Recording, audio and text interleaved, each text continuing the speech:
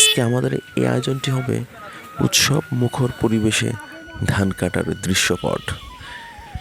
দেখতেই পাচ্ছেন বন্ধুরা, এটি হচ্ছে আমাদের ইসলামগাতির মাজার তলা এবং এই সাইডের যে মাঠটা দেখতে পাচ্ছেন সেটা হচ্ছে পয়সাতা টু ইসলামগাতির রাস্তা এবং এই পাশে এটা হচ্ছে গুলিয়া এবং মানুষবাড়ির যে মাঠটা আছে সেই মাঠটার বর্তমান দৃশ্যপট প্রায় হলুদে হয়ে আসছে, অর্থাৎ ধান প্রায় পাকার পথে আর কি। চলুন আমরা আজকে এই পুরো ভিডিওটি খুব ইসলামগাতি এবং পয়সাতা মাঠের অনেক বিষয় তুলে ধরব এবং আমরা আমাদের ইসলামগাতির যে ধান কাটার যে উৎসব মুখর পরিবেশ কেমনভাবে চলতেছে সেটা দেখব। এই যে রাস্তা, এই রাস্তাটা হচ্ছে আমাদের ধান তোলার জন্য খুবই গুরুত্বপূর্ণ। এই যে দেখতে পাচ্ছেন সারি সারি ভ্যান রয়েছে, অর্থাৎ জমি থেকে ধান কেটে রাস্তায় নিয়ে এসে ভ্যান দিয়ে লোড করে তার কাঙ্ক্ষিত জায়গায় নিয়ে যাওয়ার ব্যবস্থা চলতেছে। এখানে জমি থেকে কিছু শ্রমিক বা কৃষক ভাইয়েরা ধান নিয়ে রাস্তায় লোড করতেছে। এগুলো লোড করা কিছু কিছু ভ্যান আবার লোড করে সারিবদ্ধভাবে সাজানো রয়েছে। একসঙ্গে তারা নিয়ে কাঙ্ক্ষিত জায়গায় নিয়ে যাবেন আর কি কৃষকের।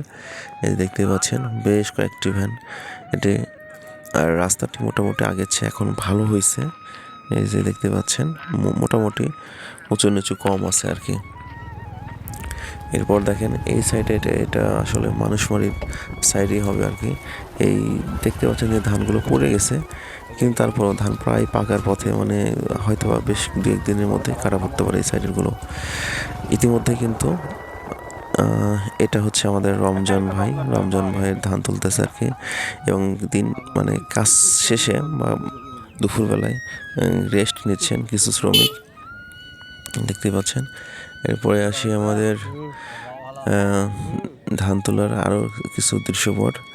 এখানে এক ছোটো ভাই ধানে বোঝাটা নিলেন এবং এই যে দেখতে পাচ্ছেন ভ্যানগুলো সুন্দর করে লোড করে নিয়ে যাওয়া হচ্ছে আর কি।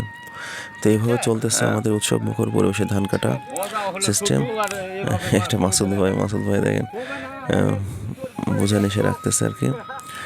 আসলে বর্তমান বড় ধান তোলার উৎসব চলতেছে আমাদের এখানে। প্রায় কিছু বাইরের লোকজনও আসছে এবং গ্রামের লোকজনও কাজ করতেছে। হয়তো আগামী 2-4-5 দিনের মধ্যে ফুল ধরে ধান কাটা শুরু হয়ে যাবে, এটা বিশ্বাস করি আমরা আর কি। আর মানে সর্বোচ্চ 3-4 দিনের মধ্যে একদম ফুল ধরে ধান কাটা শুরু হবে। আর এখানে আমরা ধানগুলো বেশি পেকে গেছে আর কি। আর দেখতে পাচ্ছেন একটু পয়সাতা মাঠে। আলহামদুলিল্লাহ, ভালো লাগছে। ধন্যবাদ সবাইকে পাশে থাকার জন্য এবং সঙ্গে থাকার জন্য।